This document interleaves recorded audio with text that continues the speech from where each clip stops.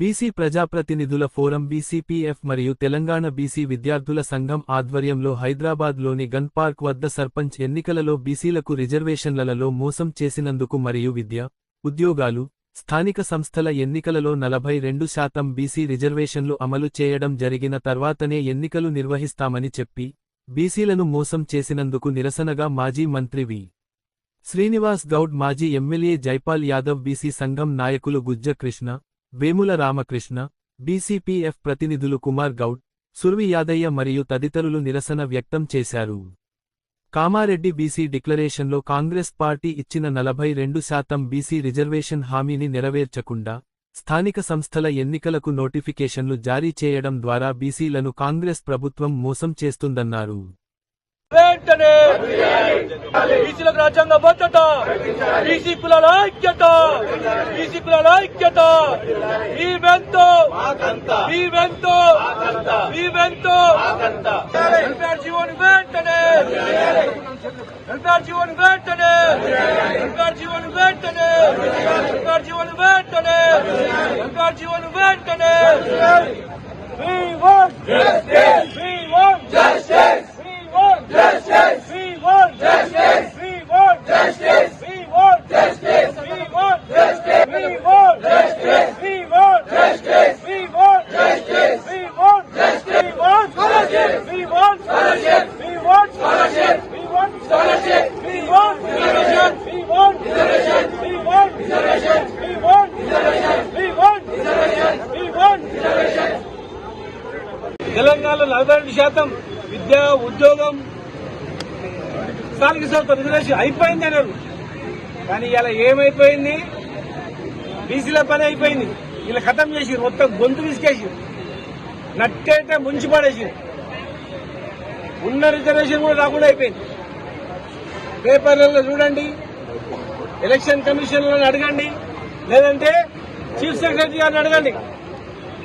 ములుగు జిల్లాల అసలుకు లేదు, భద్రాద్రి కొత్తగూడెంలో నామమాత్రం, నాగర్కర్నూలు జిల్లాలో 10%, ఒక జిల్లాలో 0%, ఒక జిల్లాలో 10%, ఒక జిల్లాలో 15%, 95% జనాభా ఉన్నటువంటి గ్రామాలలో కూడా ఒక వార్డు మెంబర్ లేడు, మండలాల్లో ఒక సర్పంచ్ లేడు.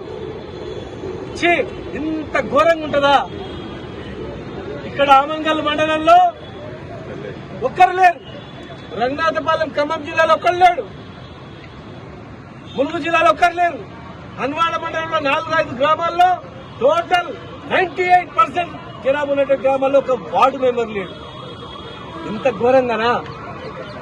ఇంత అవమానమా? బీసీ కులగన అని చెప్పి ఆ రోజు మీరు తక్కువ చేసి చూసినప్పుడే అర్థమైపోయింది వీళ్ళు ఏదో కుట్ర చేస్తున్నారని. మీరు 60% అంటున్నారు, ఇట మీ 60% లేదు 40% అని చెప్పేటట్లు ఇండైరెక్ట్ గా తక్కువ చేసి తిట్టనిచ్చేటట్టు చూపించింది. సమాజం కాము ఉంది. ఎందుకంటే రేపు సెన్సెస్ లో తెలుస్తుంది మీ మోసాలు. సరే, ఇప్పుడు 42% ఇవ్వని ఈ పేచి పెట్టొద్దని అనుకున్నాం, కానీ ఇలా 42% కాదు కదా, ఉన్నది మొత్తం మీకు పరిస్థితి. వార్డు మెంబర్ లేదు, సర్పంచ్ లేని మండలాలు ఇప్పటివరకు ఎక్కడ లేవు. మీరు అనుకుంటుండొచ్చు మసి ఊసి మారడికాయ చేయొచ్చు, ఇక్కడ రోజులు నడవదని. మోసాలు ఎక్కువ రోజులు నడవవు. శిశుపాలని మాదిరిగా 100 తప్పుల తర్వాత ఎట్లా తలకాయ కట్ అవుతుందో, ఇలా రాజకీయంగా బీసీలతో పెట్టుకుంటే ఖచ్చితంగా కూడా మీరు చిరస్థాయికి వస్తారు. మీరు అనుకుంటుండొచ్చు ఏదో ఎలక్షన్లు పెట్టి గెలిచిన అందరూ కూడా కాంగ్రెస్ పార్టీ అని కండవలేసి మీకు నిధులు ఇస్తాం రాండి అని పిలిచి కండవలేసి పెద్ద ఫోటో కొట్టించుకొని మొత్తం కాంగ్రెస్ పార్టీ గెలిచిందని అమలు చేయాలని చూస్తున్నారేమో. ప్రజలు సిద్ధంగా ఉన్నారు, పాతాల లోకానికి తొక్కడానికి సిద్ధంగా ఉన్నారు. ఇలా 80% జనాభా ఉన్నటువంటి వాళ్ళు 80% అసెంబ్లీలో ఉండాలి, 80% ఈ దేశంలో ప్రపంచం ఎక్కడ కానీ పార్లమెంట్ లో ఉండాలి. కానీ 20% కూడా లేదు. ఆయన ఓపికతో ఉన్నారు, కనీసం స్థానిక సంస్థలలో వస్తుంది అనుకుంటే అది కూడా లేదు. అంటే సర్పంచ్ వార్డు మెంబర్ నుంచి మీరే ఉండాలనుకుంటే అవుతుంది? అది ఆలోచన చేయండి. ఓసీలో ఉన్నటువంటి రాజకీయ మేధావులు ఆలోచన చేయండి. తెలంగాణ ఉద్యమం ఎట్లొచ్చింది, నక్సల్బరీ ఉద్యమం ఎట్లొచ్చింది, సాయుధ పోరాటం ఎట్లొచ్చింది, ఆలోచన చేయండి. ఇవాళ రాజకీయ అసమానతతో మీరు అవమానపరిస్తే మళ్ళొక్కసారి ఉద్యోగం వస్తే ఎక్కడ ఉంటారు ఆలోచన చేయండి. చాలా మంది ఓసీలో ఉన్నటువంటి వాళ్ళు ఫోన్ చేస్తా ఉన్నారు, అన్నా ఖచ్చితంగా తప్పు చేస్తున్నారు మా వాళ్ళు, మళ్ళా తెలంగాణ ఉద్యమం తరహా బీసీ ఉద్యమం వస్తుంది, ఎవరు తట్టుకోలేడు, గ్యారంటీ వస్తుంది, 100% వస్తుంది. ఈ గంట నుంచి స్టార్ట్ అవుతుంది, ఈ భారతదేశంలో ఇక్కడి నుంచి స్టార్ట్ అవుతారు కూడా చెప్తా ఉన్నారు. మరి ఇలా మీరు ఉన్న పర్సెంటేజ్ ఇవ్వకుండా ఎన్నిసార్లు అబద్దాలు చెప్తారు, ఎన్నిసార్లు అబద్దాలు వేస్తారు బీఆర్ఎస్ పార్టీ మీద. బీఆర్ఎస్ పార్టీ ఎంతమంది రాజ్యసభ మెంబర్లు ఇచ్చింది, ఎంతమంది ఎమ్మెల్సీగా చేసింది, ఎంతమందిని మార్కెట్ చైర్మన్ గా చేసింది, ఎంతమంది విద్యార్థులను ఈ భారతదేశంలో అత్యధికంగా గురుకులాలు పెట్టి చదివించింది మేము కాదా? మాకన్నా మీరు ఎక్కువ చేయండి, సంతోషపడతాం. విదేశీ విద్యలో పంపింది మేము కాదా? ఇలా మీరు ఒక పార్టీని కాదు, కాంగ్రెస్ పార్టీ ఉన్నట్టు ఇంకా అయిపోయింది, 3 ఏళ్ళు ఉన్నాం, ఎవరు ఏం బీకర్ అనుకోవచ్చు. కానీ ఏదో ఒక రోజు వీళ్ళే తిరగబడి శ్రీలంక మాదిరిగానో నేపాల్ మాదిరిగానో జరిగే పరిస్థితి తెలంగాణ మాత్రం ఉంటుంది, గుర్తుపెట్టుకోండి. మీరు అనుకోవచ్చు కేసులు పెడదాం, జైళ్లలో పెడదాం, భయపెట్టిద్దామని. ఎవ్వడు భయపడు. అమరవీరుల సాక్ష్యాన్ని చెప్తా ఉన్నాం. మీరు ఇచ్చిన మాట ప్రకారం మాట తప్పకండి. ఇలా మోసం చేసి ఎలక్షన్ ఇట్లే పెడతామంటే మీ కర్మ. మిమ్మల్ని ఎవడు కూడా బాగు చేయరు, ప్రజల్ని ఎవడు ఆపలేడు, నిర్బంధాలు ఆపలేవు, కేసులు ఆపలేవు. ఇలా మీరే సమాధులు లోక్కుంటున్నారు, గుంటలు లోక్కుంటారు మీరు భూస్థాపితం కావడానికి. మిమ్మల్ని ఎవడు అడిగినా మీరే ఇస్తామన్నారు. ఒక కామన్ డిక్లరేషన్ అంటే ఓన్లీ 42% రిజర్వేషన్ మాత్రమేనా? విద్యలో ఇవ్వరా? మా తమ్ముళ్లకు చదువుకోవడానికి డాక్టర్లు కావద్దా? ఉద్యోగాలలో ఇవ్వరా? బడ్జెట్ ఇవ్వరా? ఎన్నో హామీలు ఇచ్చి ఇవాళ ఇస్తారని ఇది ఒక్కటి కూడా ఎలక్షన్ల చుట్టూ తిప్పి మోసం చేస్తారా?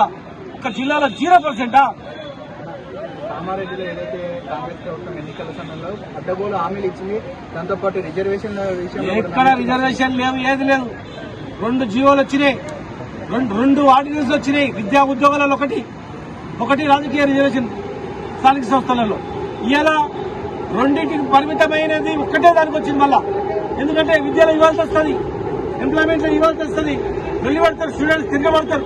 జీవోలు ఇచ్చిన తర్వాత అమలు కాకపోతే దీన్ని కప్పిపెట్టి ఇవాళ విద్యార్థి లోకమంతా రామకృష్ణ ఆధ్వర్యంలో రాష్ట్ర వ్యాప్తంగా ఇలా 1200 కోట్ల బకాయి పడ్డారు ఫీజు రియంబర్స్మెంట్ కింద. వాళ్ళు సిద్దమవుతా ఉన్నారు, ఎప్పుడెప్పుడా అని చెప్పి కాచుకొని ఉన్నారు. ఇలా బీసీ సంఘాలు మొత్తం కూడా గొడవ చేస్తా ఉన్నాయి. మా సర్పంచుల సంఘాలన్నీ కూడా కదులుతా ఉన్నాయి. యాదయ్య గారి ఆధ్వర్యంలో, ఫలిత ఆధ్వర్యంలో, మా కుమార్ గారి ఆధ్వర్యంలో ఎంపీటీసీలు, మా గుత్తకృష్ణ గారి ఆధ్వర్యంలో బీసీ సంఘాలు జీవితాలు సర్వం దారపోసినటువంటి అందరు కూడా అక్కడ రాజన్న అందరు కూడా. కనుక మా విద్యార్థి లోకాన్ని కానీ మా సంఘాలను కానీ ప్రజాప్రతినిధులను మీరు ఆపలేరు. తెలంగాణ ప్రజాప్రతినిధుల ఫోరం సిద్ధంగా ఉంది, త్యాగాలకు సిద్ధంగా ఉంది. మీరు సరి చేసుకోకపోతే ఎలక్షన్ పెట్టి అణచివేస్తామంటే ఎట్టి పరిస్థితిలో ఊరుకోం. రిటైర్డ్ అయిన ఉద్యోగులకు కూడా పైసలు ఇస్తలేరు, పీఆర్సీ ఇస్తలేరు, ఏది ఒక్కటి చక్కగా ఉంది. రైతులకు ఏం చేస్తలేరు, అన్ని చేస్తామని చెప్పి చివరకు కనీసం 42% అయినా వస్తుందంటే దీన్ని కూడా మోసం చేస్తున్నారు. కనుక ఖచ్చితంగా మేము ఊరుకోం, ఉద్యమాన్ని ఉధృతం చేస్తాం. మీరు పోలీసులో పెట్టి ఎలక్షన్ నడుపుకోవచ్చు మాత్రం కానీ మనసులో ఉన్నటువంటి గాయాన్ని మీరు మార్చలేరు, ఆర్పలేరు. గ్యారెంటీగా దీన్ని అంచెలంచెలుగా వేస్తాం. కాంగ్రెస్ బీజేపీ పార్టీలదే బాధ్యత, 2 పార్టీలే బాధ్యత తీసుకొని సరి చేసి 42% ఇస్తే సరిపోయి, లేకపోతే ఖచ్చితంగా పెద్ద ఉద్యమాన్ని ఇక్కడ నుంచి స్టార్ట్ అయితే దేశవ్యాప్త ఉద్యమానికి కేంద్ర బిందువు అయితే తెలంగాణ కూడా మీ త్వరగా ఇస్తాం. పార్టీ పరంగా రిజర్వేషన్ అమలు చేస్తున్నాం, అది లేదు కదా. పార్టీ పరంగా పోవడానికి బీఫామే లేదు. బీఫామ్ లేదు, ఎక్కడ పార్టీ పరంగా ఉంటుంది? ఎక్కడి నుంచి ఉంటుంది? పార్టీ పరంగా అవకాశమే లేదు. పార్టీ పరంగా ఇచ్చే అవకాశం లేనటువంటి ఎలక్షన్ లో పార్టీ పరంగా ఎట్లా ఇస్తారు? ఎవరు చెవులో పువ్వు పెడతారు?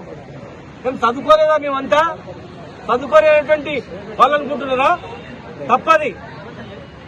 ఎంపీటీసీలు, జడ్పీటీసీలు పార్టీ పరంగా ఇస్తారు. ఎట్లా ఇస్తారు? ఏ రకంగా ఇస్తారు? కనుక అన్ని పార్టీలో ఉన్నటువంటి ప్రజాప్రతినిధులు, అన్ని పార్టీలో ఉన్నటువంటి మేధావులు ఈసారి ఇట్లా కాకపోతే మళ్ళా మీరే ద్రోహం చేసినట్టు, ఈ జాతికి ద్రోహం చేసినటువంటి వాళ్ళు అవుతారు. కనుక దయచేసి మీరందరూ కూడా ముందుకు రావాలని చెప్పి మరి విద్యార్థి నాయకుడు రామకృష్ణ గారు కూడా మాట్లాడతారు.